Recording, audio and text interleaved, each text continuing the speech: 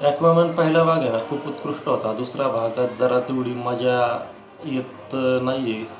आणि काय दाखवण्यात आलेलं आहे, तर चित्रपट 1-2 महिन्यापूर्वी पाहिल्यामुळे मला आत्ताच काही स्टोरी आठवण झाली. फक्त एवढं आठवते की चित्रपट म्हणजे वन टाईम वॉच नक्कीच आहे. थोडीफार कॉमेडी ॲक्वामॅन करत असतो. म्हणजे ते जसे डीसीचे पिक्चर डार्क किंवा सिरियसनेससाठी प्रसिद्ध आहेत. पण तसंच काय हा पिक्चर त्याला आपट ठरतात. म्हणजे जसं की शाजाम म्हणा किंवा हे ॲक्वामॅन हे जरा थोडे कॉमेडी करण्याचा प्रयत्न करतात. तर फॅमिली ॲक्वामॅनची याच्यामध्ये तुम्हाला निदर्शनास येईल, जसं की त्याचा पोरगा म्हणा किंवा त्याची बायको म्हणा आणि एक संघर्ष दाखवण्यात आलेला आहे स्वतःचं साम्राज्य राखण्यासाठी. तर समुद्राखालचं हे साम्राज्य असते.